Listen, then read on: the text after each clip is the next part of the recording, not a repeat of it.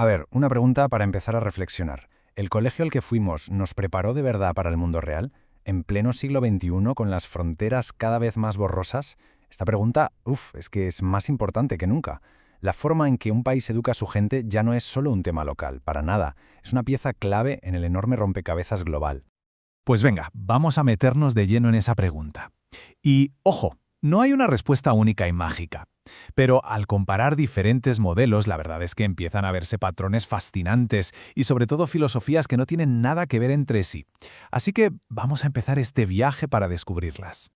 Aquí está nuestra hoja de ruta. Primero vamos a sentar las bases con un par de ideas clave. Después nos vamos de viaje por 4 países europeos que son muy diferentes entre sí. Y para terminar, veremos cómo se está tejiendo una red que conecta la educación en todo el continente. Empezamos por lo más básico. Antes de mirar leyes y estructuras, hay que entender una cosa. Cualquier centro educativo funciona con mucho más que las reglas que están puestas por escrito. Pensemos en esto como si fuera la personalidad de un colegio, ¿vale? Su manual de instrucciones no escrito. Es algo que se va creando poco a poco, con el tiempo, y que acaba influyendo en cómo todo el mundo, desde el director hasta el último alumno, piensa, actúa y se relaciona allí dentro. Y esta idea la clava el autor Viñao. Él viene a decir que la cultura escolar es una fuerza poderosísima, tan arraigada que a veces se resiste incluso a las reformas políticas. Y lo más importante es que esto es precisamente lo que le da a cada país un estilo educativo propio, por muy globalizado que esté el mundo. Muy bien. Si la cultura es el cómo informal, ahora vamos al qué formal. El sistema educativo vendría a ser el plano oficial, la estructura sobre la que se construye la educación de todo un país. Y es que cualquier sistema educativo, da igual dónde, se apoya en estos 4 pilares, desde las grandes decisiones políticas y el dinero que se invierte, hasta lo que se enseña en clase, los edificios en sí y, por supuesto, la forma en que el profesorado enseña. Vamos, es toda la maquinaria completa. Y ahora sí, llega la parte más interesante. Vamos a ver cómo estos 4 elementos se combinan de formas totalmente únicas en 4 países europeos: Alemania, Francia, Portugal y Finlandia. ¡Allá vamos! Empezamos en Alemania, un sistema que es famoso por estar descentralizado. Aquí, la responsabilidad principal no la tiene el gobierno central, sino cada uno de los estados, los Länder. Esto nos dice mucho de su cultura. Creen firmemente en la autonomía regional y en adaptar la educación a las necesidades de cada zona. Y aquí vemos su famoso sistema dual en acción. Fijaos, con solo 10 añitos, los alumnos ya son orientados hacia caminos o más prácticos o más académicos. Esto no es al azar, ni mucho menos. Es el reflejo de una cultura que le da un valor enorme a la formación profesional, a la industria, combinando la teoría del aula con prácticas reales en empresas. Un enfoque, desde luego, muy pragmático.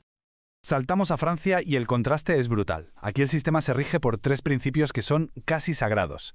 La educación es laica, gratuita y obligatoria de los 6 a los 16. Y todo, absolutamente todo, se gestiona desde un poder central muy fuerte. Es la herencia de la Revolución Francesa, la idea de crear ciudadanos iguales a través de una educación idéntica para todos. A diferencia de Alemania, en Francia el camino es el mismo para todo el mundo hasta los 15 años. El objetivo, dar una base cultural común y sólida, ese barniz republicano, antes de que nadie se especialice. Y todo acaba en el famosísimo BAC, el examen que es la llave para entrar en la educación superior. Entonces, aquí está el quid de la cuestión. 2 gigantes europeos con 2 visiones de la educación que son casi opuestas y que nacen de sus propias historias. Alemania valora la especialización desde muy pronto y la formación práctica. Francia, en cambio, prioriza una base académica, universal y centralizada para forjar una identidad nacional fuerte. Bueno, y ahora vamos con un caso que es fascinante. Portugal no ha sido siempre un referente educativo, pero lo que ha hecho en los últimos años es espectacular. Se ha convertido en un modelo de cómo una nación puede decidir reinventar su futuro apostando fuerte por la educación. Es que estas cifras hablan por sí solas. Son una pasada. En poco más de una década, Portugal ha pasado de tener una de las peores tasas de abandono escolar de toda Europa a estar muy por debajo de la media. ¿Y cómo? Pues con una apuesta nacional clarísima por la equidad, agrupando escuelas para compartir recursos y creando programas específicos para que nadie, de verdad, se quede atrás. Y por último, llegamos a Finlandia, un sistema famoso en todo el mundo por su estabilidad, su equidad y sobre todo por el prestigio que tiene ser profesor. Aquí la educación se basa en una palabra clave: confianza. Y para entenderlo, este dato lo dice todo. Para poder dar clase en Finlandia, no basta con ser bueno, no. Hay que estar entre el 10% de los mejores estudiantes del país. El sistema confía plenamente en su profesorado, dándoles una autonomía enorme. Esto hace que la profesión esté súper respetada, sea muy selectiva y, claro, el resultado es que es tremendamente eficaz. Vale, después de ver estas diferencias tan marcadas, vamos a alejar un poco el zoom.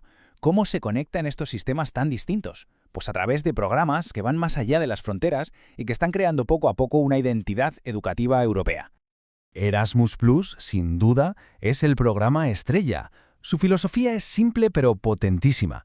Vivir y estudiar en otro país te cambia la perspectiva por completo.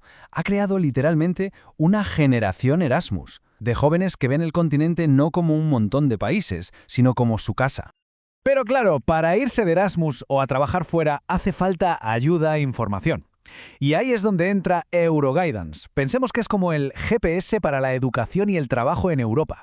Es la red que te da el mapa, la información y el apoyo práctico para poder moverte por todas las oportunidades que ofrece el continente. Entonces, ¿cuál es la conclusión de todo este recorrido? Pues que no hay una fórmula mágica.